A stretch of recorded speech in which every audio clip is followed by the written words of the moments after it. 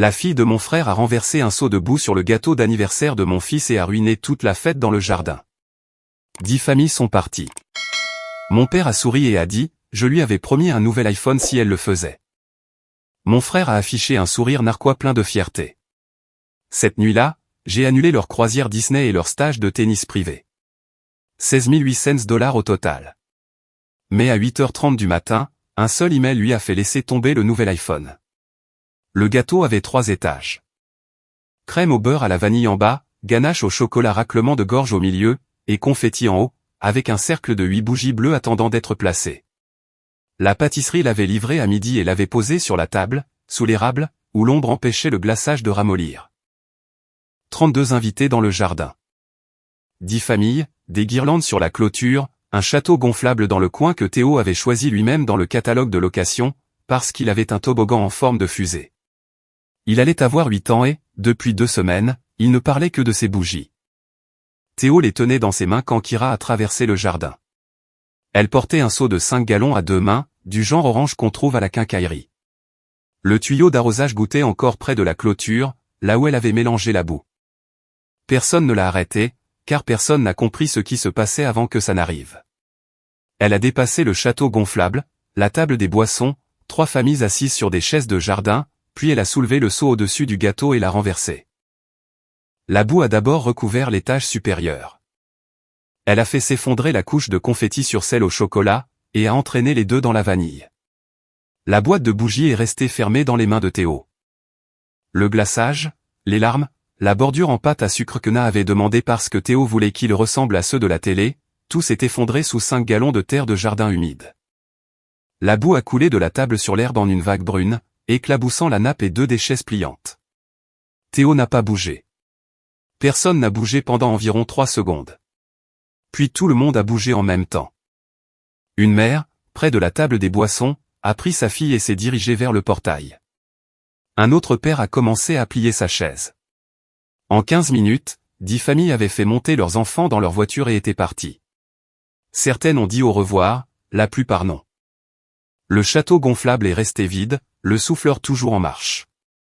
Gordon était assis sur une chaise de jardin près de la clôture du fond, à 20 pieds de la table du gâteau. Il ne s'était pas levé. Il n'avait pas bronché. Il tenait une tasse de thé glacé et regardait le gâteau effondré, comme quelqu'un qui observe un travail achevé dans les délais. Il a souri. Je lui avais promis un nouvel iPhone si elle le faisait. Lance se tenait à côté de lui, les bras croisés. Un coin de sa bouche était relevé en un sourire narquois qu'il ne cherchait pas à cacher.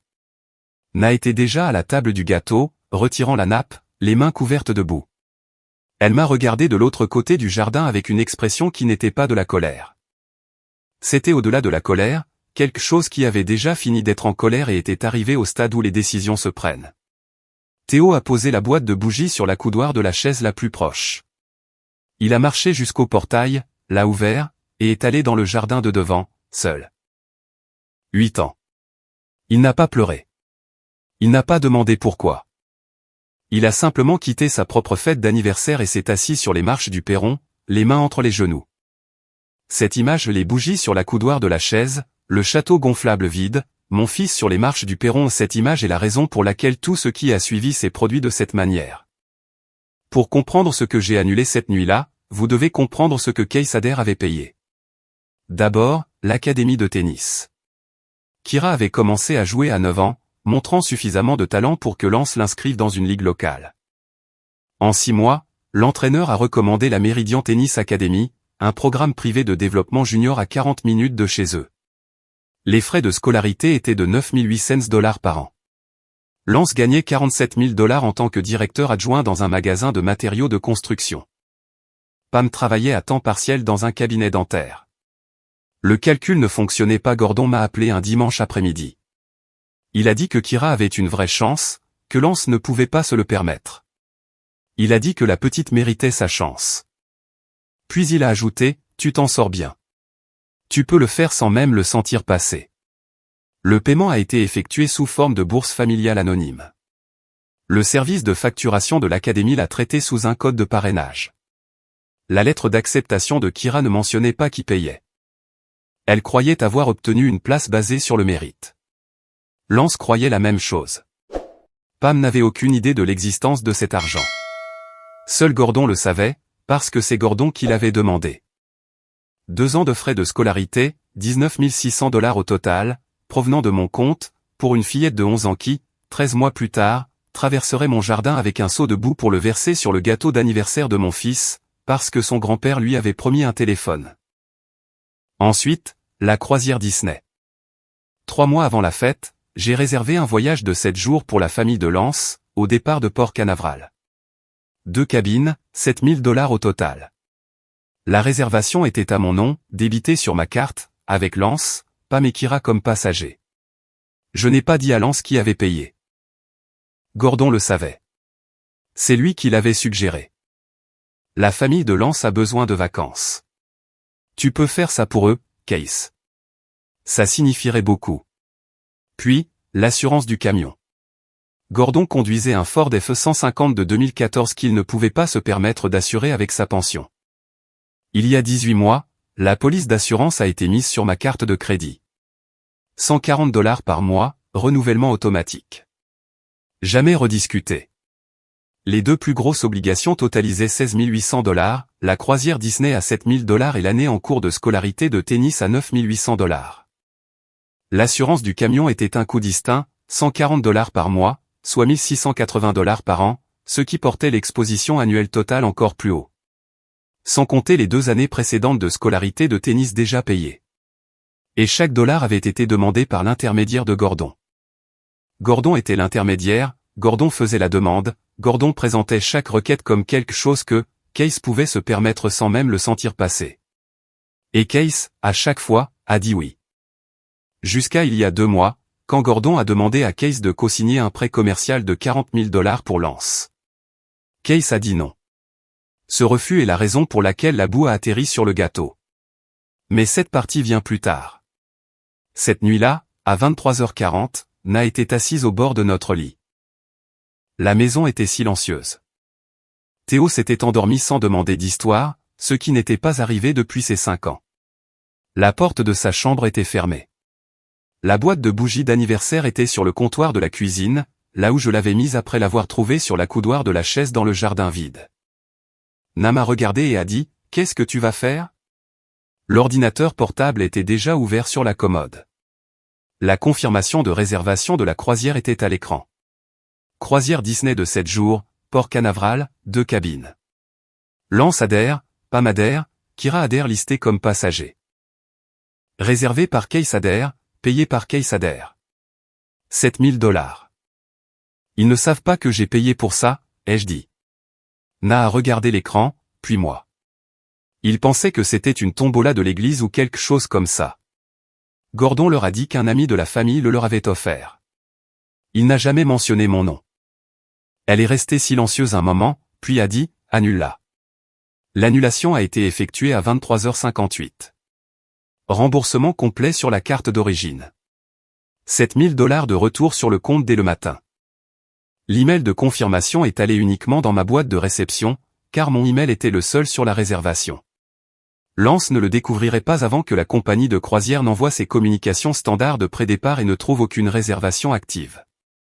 J'ai failli fermer l'ordinateur portable après ça. Ce qui m'a arrêté, ce n'était pas l'argent. C'était l'image de Théo sur les marches du perron, les mains entre les genoux, ne pleurant pas. 8 ans, et apprenant déjà à partir tranquillement quand les gens qui étaient censés l'aimer choisissaient de ne pas le faire. Cette image ne me laissait pas fermer l'ordinateur portable. Elle ne laissait pas l'écran s'éteindre. Le site web de l'Académie de tennis s'est chargé en 2 clics. Portail de parrainage de la Meridian Tennis Academy. Connexion au compte. Kira adhère, inscrite. Statut des frais de scolarité, payé en totalité. Code de parrainage, adhère femme. Ce compte est resté ouvert sur l'écran toute la nuit. L'annulation attendrait le matin, parce que je voulais être sûr. Et le matin, je l'étais. Si vous regardez ceci sur Betrayal Unfolded, et que quelqu'un dans votre famille a utilisé un enfant comme une arme contre un autre enfant, cette histoire est pour vous. Parce que la croisière n'était que la première chose que j'ai annulée, et ce qui a suivi a fait paraître la croisière comme une erreur d'arrondi. Le lendemain de la fête, j'ai parcouru le jardin. Le château gonflable avait été dégonflé et plié contre la clôture. La tache de boue sur l'herbe, là où se tenait la table du gâteau, était encore sombre et humide. Des guirlandes pendaient mollement des poteaux de la clôture, des assiettes en carton dans le sac poubelle que Na avait noué à minuit. Et dans l'herbe, à 6 pieds de l'endroit où se trouvait la table, la boîte de bougies d'anniversaire. 8 bougies bleues dans un étui en plastique transparent, laissé par Théo sur son chemin vers les marches du perron. Toujours scellées, jamais placées, jamais allumées. Les bougies sont allées dans le tiroir à bric-à-brac de la cuisine. Elles en ressortiraient plus tard, mais pas tout de suite. À 8h15 ce matin-là, le parrainage de l'académie de tennis a été annulé. Le processus a pris 4 minutes. Portail de parrainage, connexion au compte, code de parrainage Adherfam. Statut, actif. Un seul bouton, retirer le parrainage. Une demande de confirmation, cette action retirera le financement du parrainage. La famille de l'étudiante sera notifiée dans les 24 heures et disposera de 14 jours pour organiser un paiement de remplacement avant que l'inscription ne soit résiliée. Un clic, c'était fait. Le parrainage de Kira à la Meridian Tennis Academy avait disparu. Les 9 800 $ de frais de scolarité annuels qui provenaient de mon compte depuis 2 ans étaient retirés. Sa famille avait maintenant 14 jours pour financer elle-même la scolarité ou perdre la place qu'elle croyait avoir méritée par son talent. J'avais déjà financé 2 années complètes à 9 800 $ chacune. Le parrainage de la 3e année était actif mais remboursable avant la date limite d'inscription de l'académie. Le système de notification automatisé de l'académie enverrait un email à l'adresse de contact de la famille dans les 24 heures. Cet email arriverait le lendemain matin, à 8h30, sur le nouvel iPhone que Gordon lui avait acheté. Mais avant que cet email n'arrive, il y avait une conversation à avoir, et cela nécessitait de conduire jusqu'à la maison de Gordon. Ce que j'ai appris pendant ce trajet a changé la forme de tout. Na avait passé la matinée au téléphone avec Pam, la femme de Lance. Pam n'était pas à la fête, elle travaillait un samedi au cabinet dentaire. Elle n'a su pour la boue que lorsque Na a appelé. Mais ce n'était pas la première fois que Pam exprimait ses inquiétudes. 3 semaines avant la fête, Pam avait envoyé un texto à Na, demandant si quelque chose s'était passé entre Case et Gordon. Gordon est différent ces derniers temps, disait le texto. Tendu. Lance ne veut pas me dire pourquoi. Na n'y avait pas prêté attention à l'époque. Maintenant, le texto prenait tout son sens. Au téléphone, Pam a dit quelque chose que Na m'a relayé mot pour mot. Gordon est en colère depuis que tu as refusé le prêt. Il a dit à Lance que tu avais besoin qu'on te rappelle à qui tu dois des choses. Il l'a dit à table il y a 3 semaines. Il l'a dit devant Kira. Le prêt commercial de 40 000 $. Il y a 2 mois, Gordon m'avait appelé un jeudi soir. Le ton était celui de l'appel du dimanche, celui qui signifiait toujours de l'argent, sauf que c'était un jeudi, et le montant était plus important que tout ce qu'il avait jamais demandé. Lance voulait ouvrir une entreprise de paysagisme. Il avait trouvé du matériel d'occasion à une vente aux enchères. Il avait besoin de 40 000 $ de capital de départ. Son score de crédit était de 512. Aucune banque ne l'approuverait sans un co-signataire. Gordon m'a demandé de co-signer. J'ai dit non. Non pas que l'argent était le problème, ni que je ne voulais pas que Lance réussisse. Mais parce que Lance avait fait défaut sur un prêt automobile que j'avais co-signé 4 ans plus tôt. Un solde de 22 000 $ sur un camion pour lequel il avait cessé de payer après 7 mois. Le prêt était allé au recouvrement. L'agence de recouvrement m'avait appelé parce que mon nom était sur le contrat. Les 22 000 $ sont restés sur mon rapport de crédit pendant 7 mois, période pendant laquelle Na et moi nous sommes vus refuser un refinancement de notre hypothèque, car mon ratio dette-revenu avait été détruit par un camion que mon frère conduisait toujours pendant que je le payais. J'ai remboursé le solde moi-même pour solder le compte. 22 000 $ de moins sur mes économies. Lance ne l'a plus jamais mentionné. Alors, quand Gordon a appelé pour les 40 000 $, j'ai dit, j'ai co-signé une fois. Lance a fait défaut. Mon crédit a pris un coup. J'ai payé 22 000 $ pour nettoyer ça. Je ne le referai pas, Gordon a raccroché sans dire au revoir.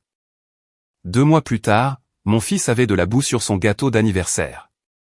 La boue n'avait rien à voir avec le gâteau, ni avec Théo, ni avec le fait que Kira trouvait ça drôle. C'était à propos de 40 000 $ et du mot « non ». Gordon avait utilisé une fillette de 11 ans comme une arme parce que son fils adulte ne pouvait pas obtenir un prêt et que Case Adher avait eu l'audace de refuser. L'iPhone n'était pas un cadeau, c'était un paiement pour service rendu. Gordon avait transformé sa petite fille en entrepreneuse, et le travail consistait à détruire la fête d'anniversaire d'un enfant en guise de punition pour une décision financière qui n'avait rien à voir avec aucun enfant à cette table. J'ai failli m'arrêter sur le chemin de la maison de Gordon. Pas pour me calmer, la colère s'était déjà refroidie à ce moment-là. Ce qui m'a presque arrêté, c'est la prise de conscience que Kira ne savait rien de tout ça. Elle avait 11 ans. Elle a fait ce que son grand-père lui a dit de faire parce qu'il lui avait promis un téléphone.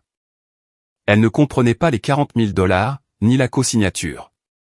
Elle ne comprenait pas que l'homme dont elle venait de détruire le gâteau de son fils était le même homme qui payait 9 800 $ par an pour qu'elle puisse jouer au tennis. C'était une enfant tenant un seau dont elle ne connaissait pas le poids. Ça m'a presque arrêté. Mais Théo aussi était un enfant. Et c'est Théo qui était assis sur les marches du perron de sa propre fête d'anniversaire, les mains entre les genoux. Alors, la voiture a continué de rouler. La maison de Gordon n'avait pas changé depuis mon adolescence. Même revêtement marron, même allée fissurée, même chaise de jardin sur le porche qui était là depuis 2011. Le camion de Lance était garé au bord de la route, ce qui signifiait qu'ils étaient tous les deux à l'intérieur. C'était bien. Ils devaient tous les deux entendre ça. La porte d'entrée n'était pas verrouillée. Le salon sentait le café et la moquette. Gordon était dans son fauteuil. Lance était sur le canapé avec son téléphone. Aucun des deux ne s'est levé quand je suis entré.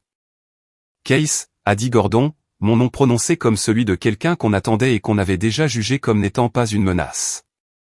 Assieds-toi. Tu veux un café? Non. Écoute, je sais que tu étais contrarié par la fête, mais il faut garder les choses en perspective. Kira est une enfant, les enfants font des bêtises. Tu avais la même énergie à son âge. Kira n'a pas fait une bêtise. Kira a fait ce pourquoi tu l'as payé. Tu as promis à une fillette de 11 ans un nouvel iPhone si elle versait de la boue sur le gâteau d'anniversaire d'un enfant de 8 ans. Tu l'as planifié, tu l'as coaché sur le timing. Tu lui as dit d'attendre que les bougies soient sur le point d'être mises. Pam a tout dit Anna. La mâchoire de Gordon s'est crispée. Lance a posé son téléphone. Ce gâteau a coûté quoi? 400 $, a dit Gordon. Pour un enfant de 8 ans. Ton fils n'a pas besoin d'un gâteau à 3 étages. Il doit apprendre que le monde ne tourne pas autour de son petit cerveau surdoué. Kira lui a rendu service. Elle lui a montré ce qui arrive quand les gens se croient meilleurs que tout le monde. C'est de ça que tu penses qu'il s'agit? D'un gâteau? Lance s'est penché en avant, sa voix baissant au même murmure qu'il avait utilisé à la fête, sauf que cette fois, il n'y avait pas de foule pour l'étouffer. Tu aurais dû co-signer le prêt, Case. Tu avais l'argent et tu as dit non. 40 000 $. Tu gagnes ça en 3 mois et tu as regardé papa et tu as dit non. Alors ouais. Ton fils a eu de la boue sur son gâteau. Pense-y la prochaine fois que quelqu'un de cette famille te demandera de l'aide et que tu décideras que ton score de crédit compte plus que ton frère. La pièce est restée silencieuse un moment. Laissez-moi vous dire ce que j'ai payé, ai-je dit. Et ensuite, on verra comment les calculs s'additionnent. Gordon s'est agité dans son fauteuil, Lance s'est adossé. L'inscription de Kira à la Meridian Tennis Academy. 9 800 $ par an, pendant 2 ans. 19 600 $ au total. Payé par mois, via un parrainage familial anonyme. Kira ne le sait pas, Lance ne le sait pas, Pam ne le sait pas, Gordon le sait, parce que c'est Gordon qui m'a demandé de le payer. Lance a regardé Gordon. Raclement de gorge, Gordon n'a pas détourné le regard. La croisière Disney. Voyage de 7 jours depuis Port Canaveral. 2 cabines, 7 000 $, réservées à mon nom, débitées sur ma carte. Passager, Lance, Pam et Kira adhèrent. Lance ne savait pas qui payait, Pam ne savait pas qui payait. Gordon le savait, parce que c'est Gordon qui l'a suggéré. La bouche de Lance s'est ouverte, aucun son n'en est sorti. Ton assurance de camion, papa. 140 $ par mois, pendant 18 mois. 2520 $ au total, sur ma carte de crédit. Renouvellement automatique, jamais discuté. Les mains de Gordon se sont crispées sur les accoudoirs de son fauteuil. Le prêt auto que j'ai co-signé pour Lance il y a 4 ans. 22 000 $. En défaut, parti au recouvrement, resté sur mon rapport de crédit pendant 7 mois. Je l'ai remboursé moi-même. C'est pour ça que j'ai dit non pour les 40 000 $. Non pas parce que je n'ai pas l'argent, mais parce que la dernière fois que j'ai mis mon nom sur quelque chose pour Lance, c'est moi qui ai payé. Lance fixait la moquette. Montant total annulé, 16 800 $. La croisière et le tennis. C'est ce que la boue a coûté à votre famille. L'assurance du camion est à part, et ça aussi, ça sortira de ma carte cette semaine. Sans compter les 2 années de scolarité précédentes, sans compter le prêt auto. Sans compter chaque appel du dimanche de Gordon me demandant si je pouvais faire en sorte que quelque chose se produise pour Lance, sans que Lance ne sache jamais d'où venait l'argent. J'ai regardé Gordon. Tu as dit à Kira de verser de la boue sur le gâteau d'anniversaire de mon fils parce que je ne voulais pas co-signer un prêt. Tu as transformé ta petite fille en une arme parce que ton fils adulte ne pouvait pas obtenir de crédit par lui-même. Et tu l'as fait en sachant que l'homme dont tu punissais l'enfant était le même qui payait pour le tennis de ta petite fille, les vacances de ton fils, et ton assurance de camion. Gordon n'a rien dit. C'était juste de la boue, a dit Lance, sa voix changée, plus petite maintenant, hésitante. Le gamin l'oubliera d'ici la semaine prochaine. Mon fils n'a pas parlé de son anniversaire depuis que c'est arrivé. Il s'est endormi sans demander d'histoire. Il n'a mentionné aucun de vos noms. Kira a 11 ans, a dit Gordon. Elle ne savait pas ce qu'elle faisait. On ne peut pas tenir une enfant responsable de ça. Elle savait. Tu l'as coaché, tu lui as promis un téléphone. Elle a porté ce seau devant 32 personnes et l'a versé à 2 mains. Ce n'est pas une enfant qui fait une erreur, c'est une enfant qui suit les instructions d'un adulte qui l'a payé pour le faire. Lance s'est avancé. Je lui achèterai un nouveau gâteau, un meilleur. On refera toute la fête, le château gonflable, les invités, tout. Samedi prochain. Il n'y a rien à refaire. La croisière est déjà annulée. 7 000 $ remboursés sur mon compte hier soir. Le parrainage de tennis a été retiré. L'inscription de Kira à Méridian est résiliée depuis ce matin. L'assurance du camion sortira de ma carte cette semaine. Tu ne peux pas lui enlever son tennis. La voix de Gordon s'est brisée pour la première fois. C'est une enfant, Case. Tu punis une enfant pour ce que j'ai fait. Tu as puni mon enfant pour ce que je n'ai pas fait. La pièce est devenue immobile. Le gâteau coûtait 400 $. Ta leçon coûte maintenant 9 800 $. Kira a 14 jours pour garder sa place. Cette fois, ses propres parents peuvent payer.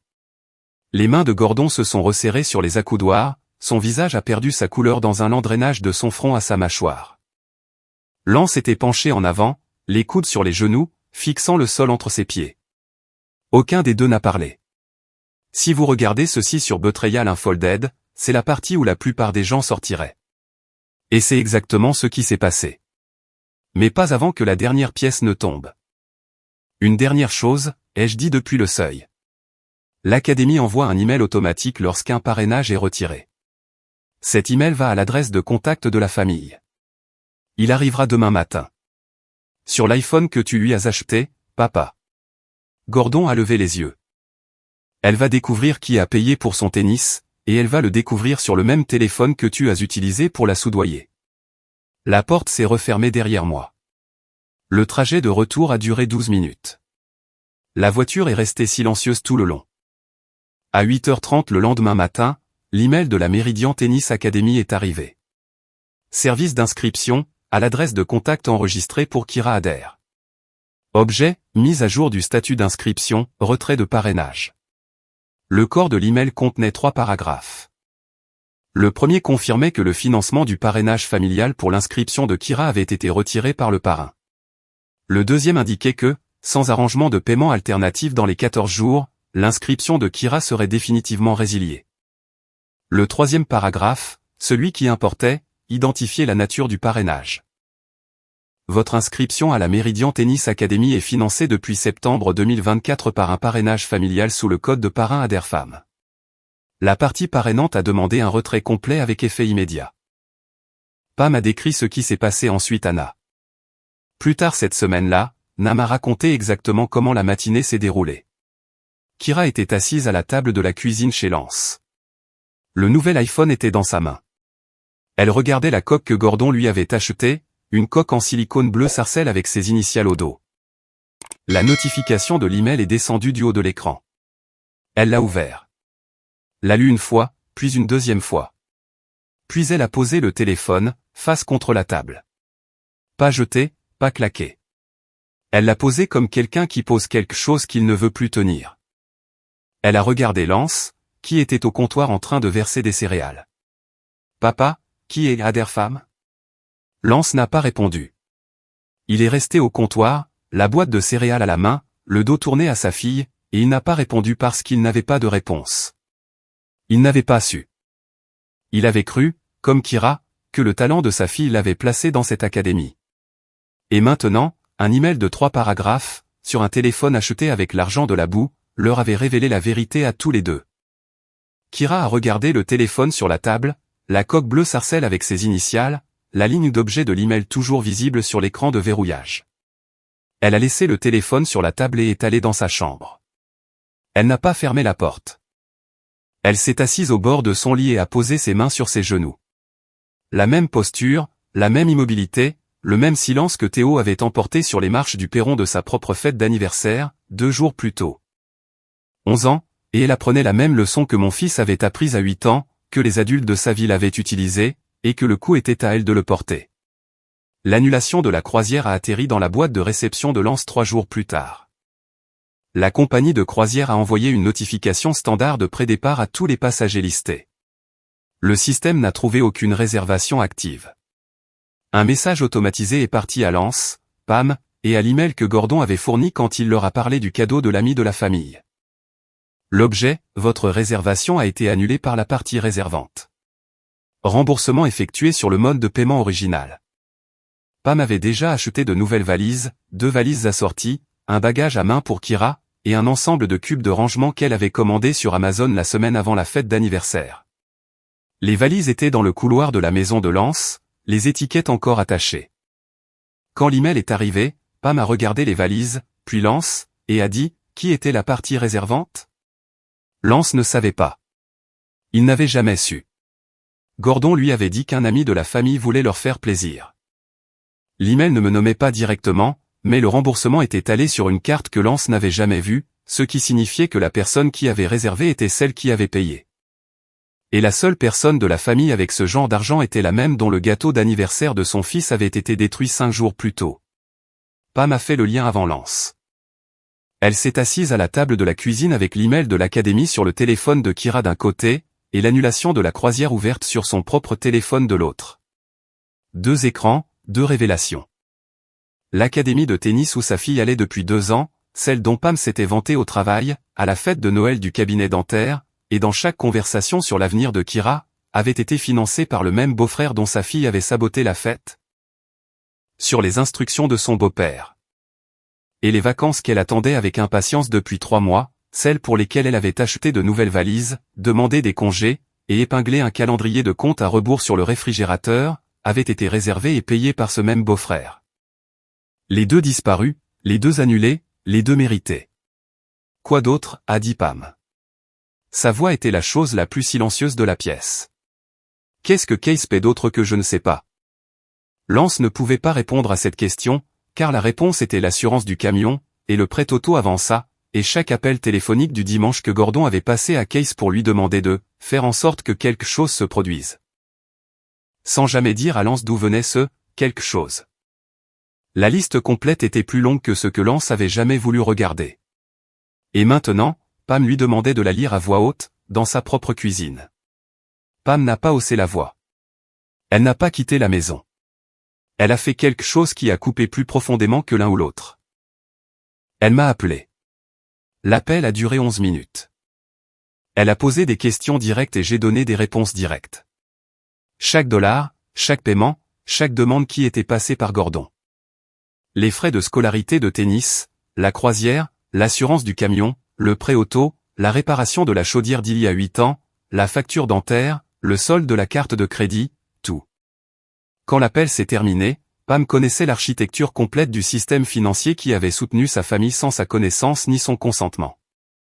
Elle savait aussi que son beau-père avait payé sa fille pour saboter la fête d'anniversaire de l'homme qui avait maintenu tout ce système en place. Elle est restée silencieuse un long moment avant de parler à nouveau. Puis elle a dit, combien au total, sur les 2 dernières années de paiements récurrents actifs? 16 800 $ dans le cycle actuel. En incluant les demandes ponctuelles plus anciennes, plus de 40 000 $. Case, je ne savais pas, je sais que tu ne savais pas. Elle m'a remercié de le lui avoir dit, puis elle a raccroché et n'a pas rappelé. Ce qui s'est passé à l'intérieur de cette maison après cet appel m'a été relayé des semaines plus tard par Na, qui était resté en contact avec Pam. La conversation entre Pam et Lance a duré plus d'1 heure. À la fin, Pam avait déplacé les nouvelles valises du couloir au garage. Elle a dit à Lance que les valises resteraient là jusqu'à ce qu'elle comprenne exactement quelle part de leur vie avait été construite sur l'argent de sa belle-sœur et les mensonges de son beau-père. Lance a dormi sur le canapé cette nuit-là. Il y a dormi la nuit suivante aussi. 3 semaines après la fête, Gordon a appelé. Sa voix était différente de toutes les versions que j'avais entendues auparavant. Pas en colère, pas calculatrice, pas la voix de l'appel du dimanche qui précédait toujours une demande. Celle-ci était mince et prudente, comme un homme lisant un dossier médical qu'il avait écrit lui-même. Case, j'ai besoin de te parler de quelque chose de sérieux. J'ai des douleurs à la poitrine depuis le dîner chez moi. Des douleurs vives, du côté droit, qui vont et viennent. Certains matins, je me réveille et mon bras est engourdi. Le médecin veut faire un bilan cardiaque complet. Mais le ticket modérateur est de 300 $ et mon assurance ne couvre pas les analyses de sang. Il a fait une pause. La pause était conçue pour me laisser l'espace de proposer. C'est ainsi que fonctionnent toutes les pauses de Gordon. Le silence n'est pas une réflexion, c'est une main tendue.